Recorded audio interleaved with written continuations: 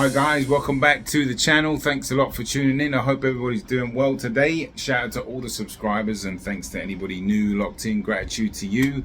Let's talk about Amanda Serrano, because this is actually a few weeks ago now, this tweet where she's been, vowing to basically knock Katie Taylor out in the rematch, which isn't until November now.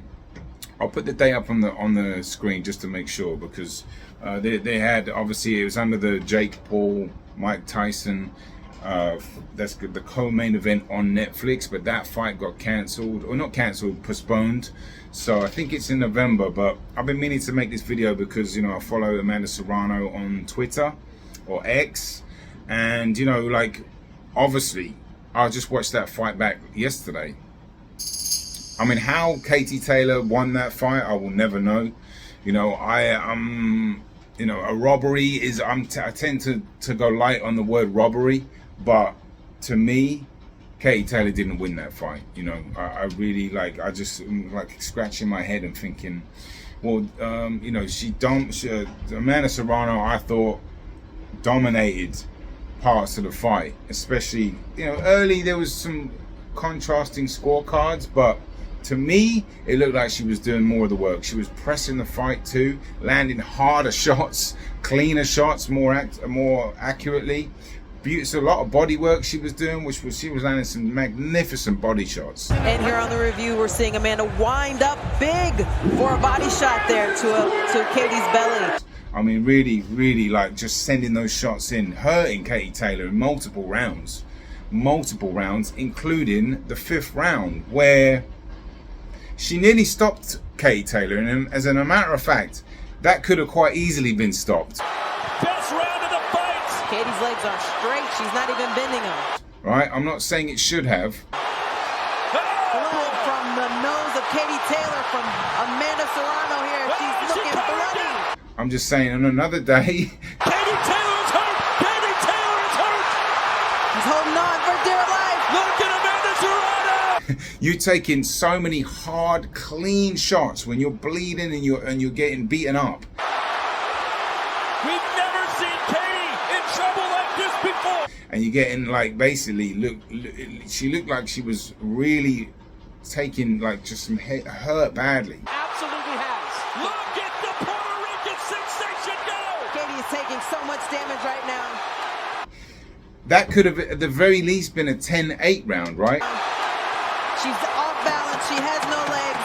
Standing straight up. They didn't stop the fight. All right, no problem. I didn't have a problem with them not stopping it, by the way. But I'm saying you could have made an argument, because she was getting hit clean with not much coming back. I'll pull up the footage a little bit as I'm talking in case you missed it, because when I watched it the first time, I had a couple other fights going on at the same time, and I was invested in all of them really, but not so much. But I'm not the biggest Katie Taylor fan, I'll be honest with you. I absolutely adore Amanda Serrano, absolutely adore her fighting style. She's just got a beautiful soul. Do you know what I mean? You can really tell she's a great person, and I'm going to cover her a lot.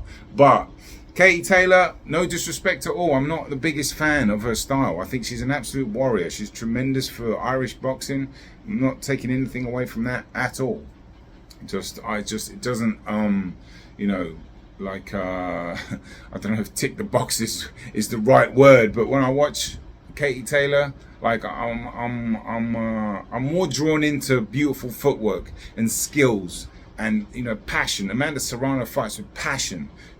You could argue Taylor does too. She's spirited, but there's no swing there. There's no swagger. There's no beauty in there is for me. But for Amanda Serrano, you just got to look at her footwork and her grace and her movement, and it's second to none. But she could have probably. Oh yeah, what I was going to talk about is that they didn't even talk about it being an 10-8 round. That wasn't even brought up at all. And I'm like, that was the closest thing to a 10. That should have been probably a 10-8. If you're going to punch someone in the face so many times repeatedly and have them badly hurt and dominate a round, that's the 10-8 round. But Chris Mannix didn't even talk about it. Nobody talked about it being a 10-8. Let me know what you think about that. Whether you thought that was a 10-8, or do you think it should have been stopped? Because I personally think it could have been stopped, and I personally think it was definitely a 10-8, which would have given even more points to Serrano. But whatever, this is why I'm making the video, because she's basically vowed to take it out of the judges' hands. And this training clip that I saw recently, where she's hammering the bag, you know, she's got these beautiful wide shots, especially that backhand. It kind of chops in like that, hitting the bag hard like that is showing a little bit of intent of, like, you know, one, you practicing your power shots, but power shots like that get you in tremendous shape actually, and obviously it can bring that energy out of you, where she's really, I think she's really going to do it. I think she's really going to try to absolutely go for the massive KO, and I think she's going to do it as well, to be honest with you, because I can just feel the energy from here that she feels like she got robbed. She said that on the night of them, she said she got robbed, but she definitely thought she won. I mean, like I said, looking at that, Katie Taylor, she just didn't look like the winner at any point, you know. I get there were some rounds that I think Amanda Serrano took so much, like put so much into the 5th round. I think she just took a round or two off after that, and it probably hurt her a little bit in the judges' eyes and stuff like that. And then there was a couple of, like, quite a few swing rounds at the back, but I just didn't see Taylor winning that fight personally. But let me know your thoughts. But yeah, I'll do a closer fight breakdown closer to the fight, because it is quite far away. But I've been wanting to make this fight. I was going to make it before the first date on this fight, so I'm making it now.